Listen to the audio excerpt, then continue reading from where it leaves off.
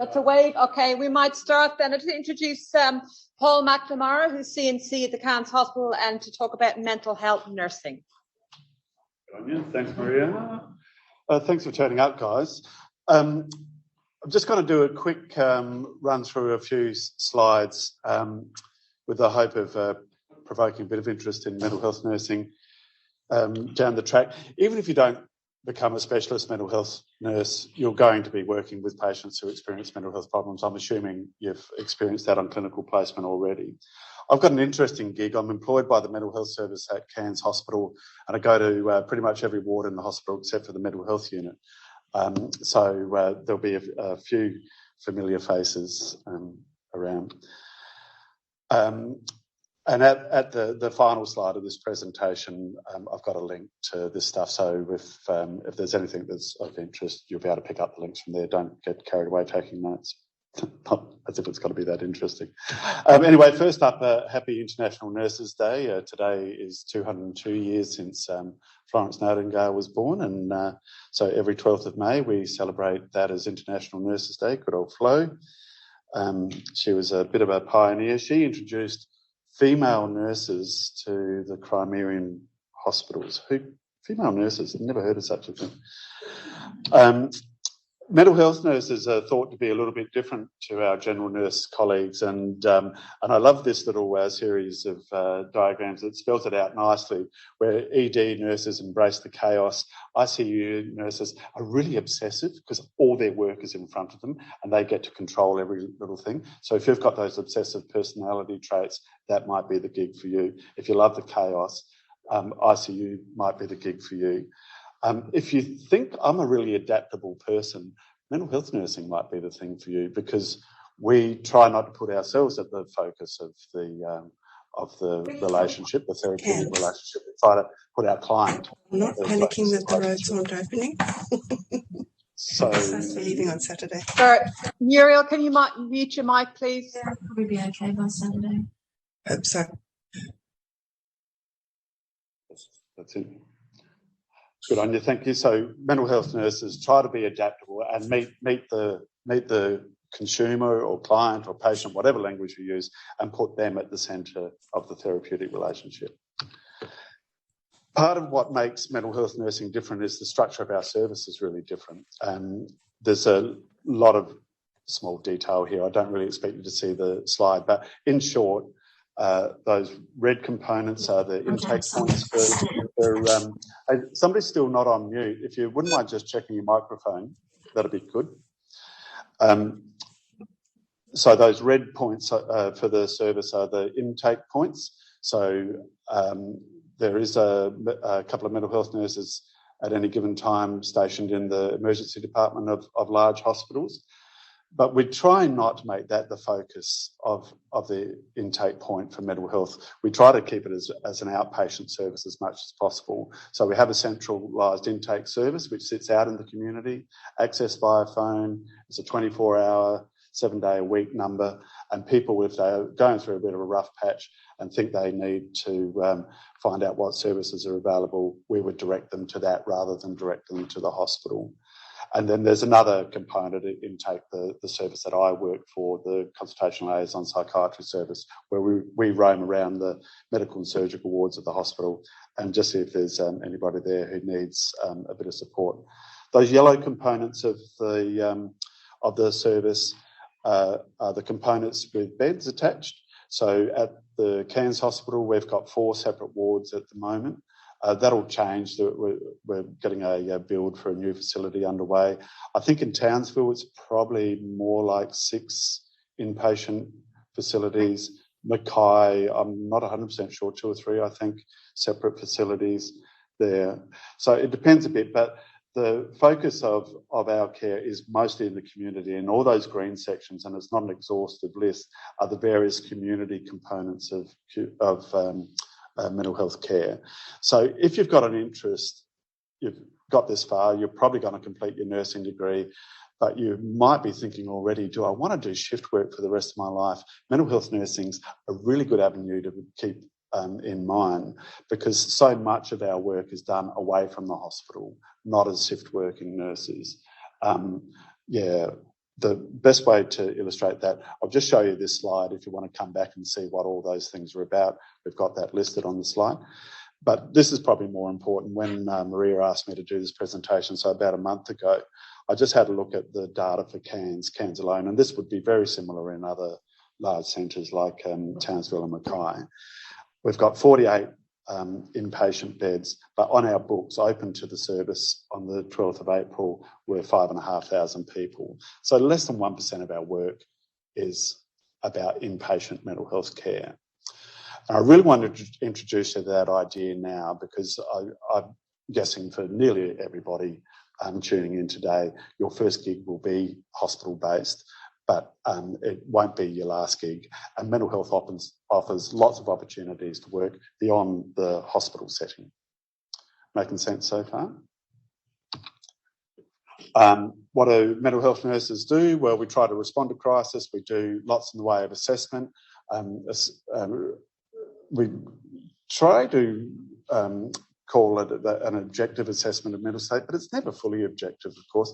It's very much about how the relationship is between you and the person, about how much they are willing to share and reveal of themselves to you. So that assessment, isn't like doing vital signs. You're not being 100% objective. You need to use yourself therapeutically to be a good assessment tool. We do lots of consultation liaison, we liaise a lot, we support people, we do lots of education. It's a really broad role. Medications are a small part of my role. This century, I've probably given, might be 10 or a dozen injections. If I was working in a community mental health case management team, I'd probably be giving long-acting injections of antipsychotic medications really regularly, but it depends where your role is. So my role isn't very much about medications, and for a lot of people, a lot of mental health nurses, it isn't. It's about that therapeutic use of self stuff. Hildegard Peplow, so we name-checked good old Flo before, Florence Nightingale, who's considered like the pioneer of general nursing. Well, Hildegard is our pioneer. Do you guys get introduced to dear old Hildy and at all? No? Oh, man. Yeah. Look, just go back and repeat your mental health subject again and really look into Hildy. She's heaps cool. But anyway, she was a bit out there for her time, just as Flo was for her time a couple of hundred years ago. Hildegard Peplow in the 1950s came along and said this outrageous thing, which was that the relationship between the mental health nurse and the patient, client, consumer, that is the therapy, was that effect. And at the time it seemed outrageous, but science has caught up with her and has proven her right. We see now from what neuroscience shows us is that people's brains actually do form new pathways and repair when they're in a therapeutic relationship with somebody. So often, and this is a really important warning, I guess, for us all, if you've got a difficult trauma history or if you're really susceptible to being exposed to trauma, mental health nursing might be a trickier choice for you, because a real common theme amongst the people that we wind up supporting is that they've got a trauma history. And so they're coming from a place where often the people who should have been caring for them, the adults in their life who should have been providing them safety and support, did not. And so we come along thinking, oh, look, I'm a nice guy, I've got a bit of training, blah, blah, blah. And they might not necessarily trust us, because the first step we have to do is overcome that resistance to people who've got more power than me treating me like shit. So so that therapeutic use of self is a real big part of our role. This is just a list of some of the core competencies. You can come back and read this at your leisure. I wanted to put the slide up because the second to last one on there, having a sense of humour, is really useful to just acknowledge. Most mental health nurses, despite us being exposed to a fair bit of trauma and sitting with that real discomfort at times, often take themselves quite lightly. If you take yourselves really seriously, it's going to be a difficult gig for you. If you're able to do your work seriously but not take yourself seriously, you've probably got the right sort of personality profile for it. We do lots of stuff that probably emphasises the stuff around the relationship I've already spoken about and communication. A recent paper by a couple of Australian guys just tried to define some of the key roles of what a specialist mental health nurse is. So a psychotherapist, that sounds fancier than what it really is. I would say I'm being psychotherapeutic when I sit down, shut up and listen to somebody. That can be psychotherapy. A psychotherapist isn't somebody who is wise and can tell anybody how to fix their mistakes in their life and what to do. None of us are that wise that we can tell somebody else how to live their life. Being a consumer advocate is really important. We still do physical health. The training that you've done in general nursing won't be wasted if you become a mental health nurse. I haven't worked as a general nurse for just since 1994. You all remember 94, right? Good times. Until the pandemic, in January, February, we got really busy on the wards, and so I sort of inserted myself onto the COVID wards here at Cairns, and just tried to help out, being useful. Anyway, I'm a little bit hopeless at being timely and really slick with my general nursing skills, but I haven't lost them altogether. A surprise for me is that when you take somebody's blood pressure, you don't have to pump anything up anymore. There's a machine that does it. It's amazing. The psychopharmacology therapist, so that's knowing a fair bit about a fairly narrow range of medications, those that affect people's mood and thoughts and feelings. Very much about the relationships focused therapist. I've probably banged on about that. And at times we become aggression management therapists.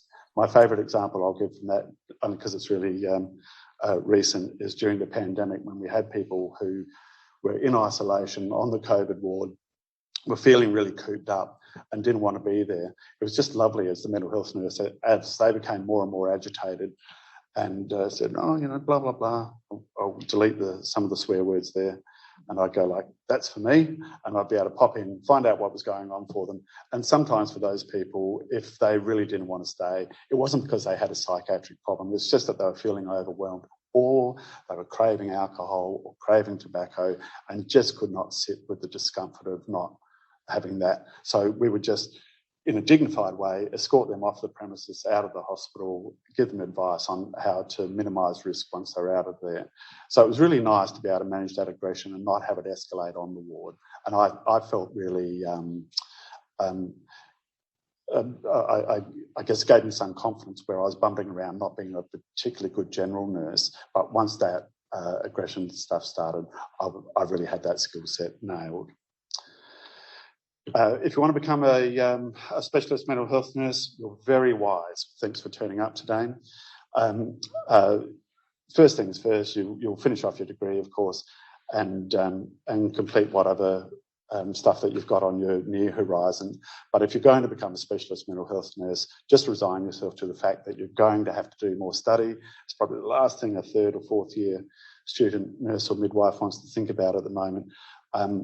But I think whatever specialty you wind up going to, having a master's is probably going to be the new black, and just put that away as something to consider. And then once you've got a specialist qualification in mental health nursing, you should think very much about becoming a credentialed mental health nurse with the Australian College of Mental Health Nurses, because at the moment, APRA, our registering body, doesn't define any specialist nurses at all. You're either a nurse or a midwife. There are no specialty nurses. So if APRA won't tell us who a specialist mental health nurse, the Australian College of Mental Health Nurses will. And if you've got the qualification and if you've done other few things that they think are worthy of a specialist mental health nurse, you'll become credentialed. That opens up an avenue into private practice for you too. So that's all I really had planned to talk about, and I want to make it as quick as I can, just in case there's any questions or comments, and to give us all time to discuss them together. Cheers.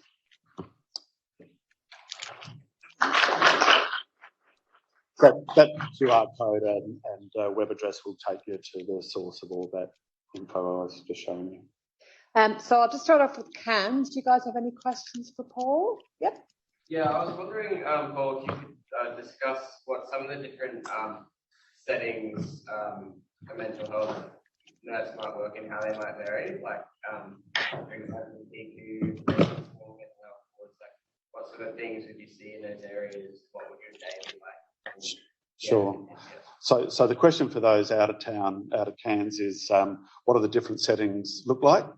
And I won't be able to be exhaustive. There's too many different settings. But PICU stands for Psychiatric Intensive Care Unit, and so that's a locked part of the hospital. There's a PICU in Cairns, Townsville, I'm pretty sure Mackay, hey? And so people who are there are really acutely unwell, nearly always psychotic. So psychotic, out of touch with reality. So being able to say, hey mate, you're going through a rough patch, might be a good idea if we keep you in hospital until you come good. Quite often that message won't be sinking in because they're psychotic. So psychosis presents in many different ways, but I guess at the risk of slipping into stereotyping, people with psychosis often experience auditory hallucinations, paranoid delusions, that sort of stuff. So they might spend a fair bit of time not trusting you. And that's where your role as a mental health nurse in that setting becomes very much about helping them feel safe. And part of that will be trying to dampen down the intensity of those symptoms. So there'll be a bigger focus on medication administration in PICU than there are in any of the other settings in mental health. The next step down from PICU are the various mental health units, and the intensity of those varies across the board. You probably will be able to get to do some more psychotherapy in those sort of environments, engage with somebody, hear what their concerns are. Listening is incredibly valuable. Don't undersell the value of that. You can take the pressure off yourself knowing that you probably haven't got the ability to give the answers, but listening and validating people's concerns is really useful in itself.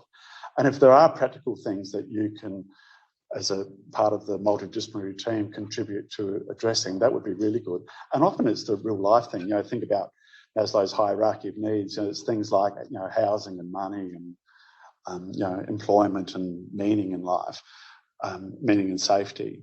And often they're the sort of things that people focus on. When we step away from the hospital, when you're working in a community setting, and I'm thinking here particularly around one of those case management roles, that's where you get to do the really meaty stuff.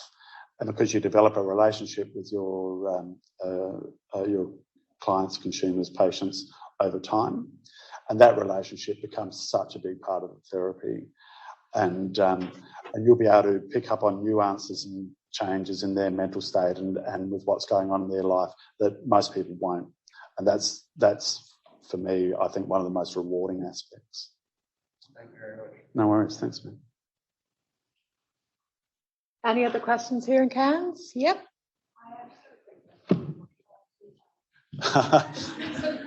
Here's somebody enthusiastic about using a microphone. Okay. I just had a quick question about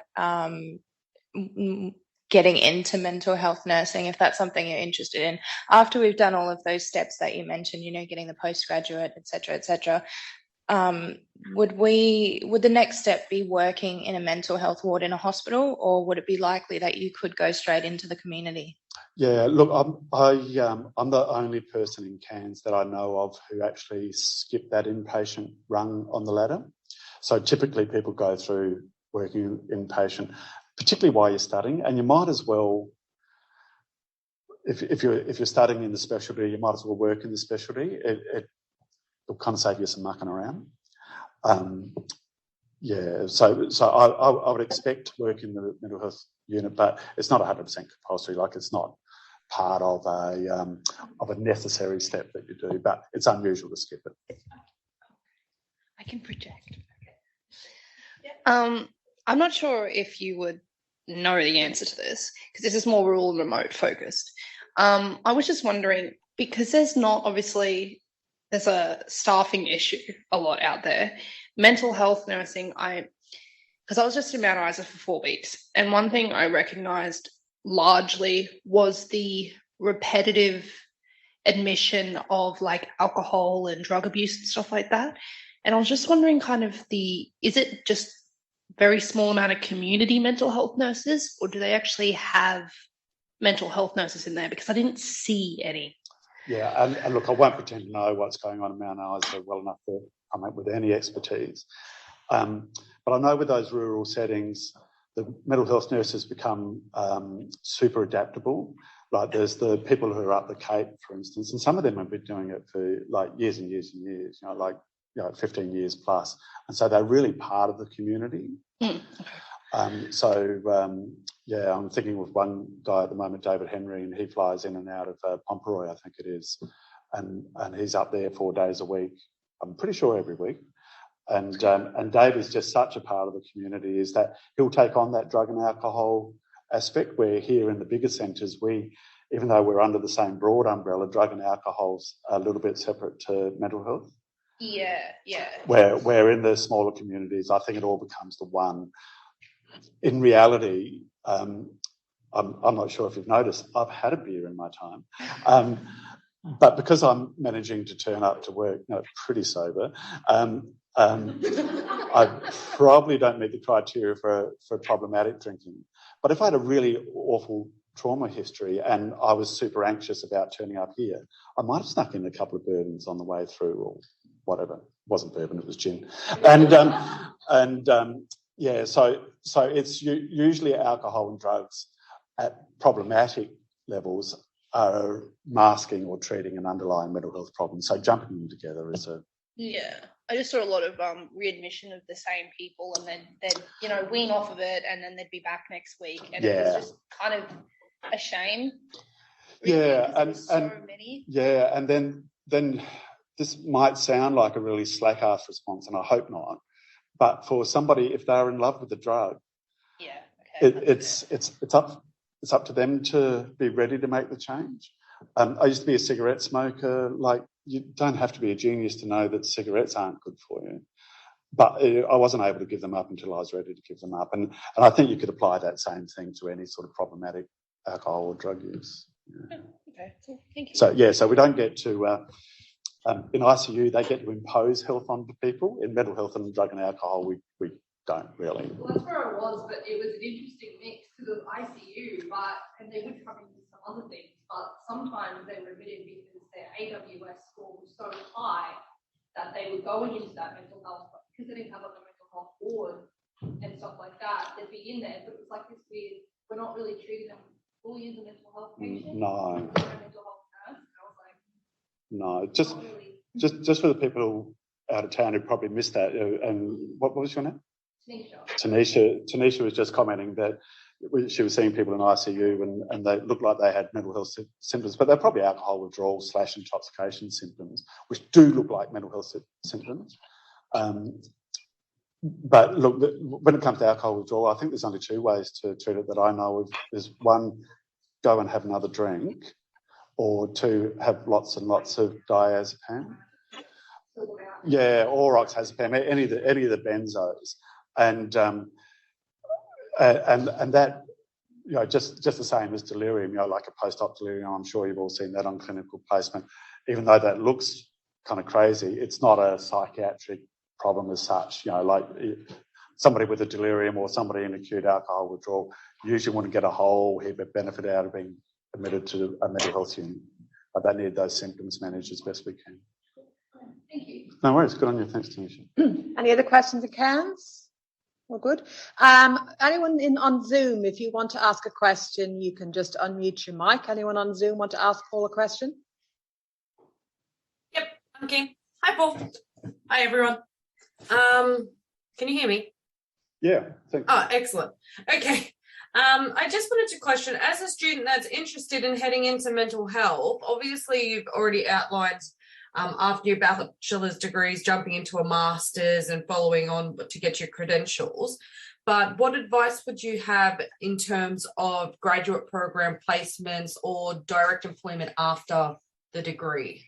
Yeah, look, I know with the larger hospitals, certainly Cairns, and I would imagine both Townsville and Mackay are really happy to take on newbies. We're the mental health, I think, number 5 after aged care and all the medical surgical specialties. Mental health's the number 5th most populated specialty amongst nurses, but we're struggling to fill places. So if you've got an interest and a pulse, they will offer you a job, almost definitely. I can tell you I definitely have an interest, not sure about the pulse, but I'll check. Oh, well, half and half, that'll do. Welcome aboard, Julie. Yeah. Awesome, thank you. All right, we'll have to wrap up a sec, but just wondering, anyone in Mount Isa and Mackay Townsville have any questions? None in Townsville. Thanks, Barry. Mount Isa, Jodie, any questions?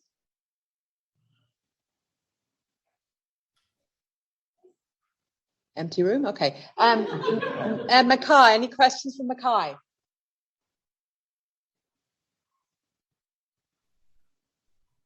Okay, thank you, Paul. I really appreciate your time, and I'll put these PowerPoint slides, if that's all right with Paul, up on the subject slide under a folder in the next few days or so. Right. All right, thank you. Good on you. Thanks, guys. Enjoy the rest of the day.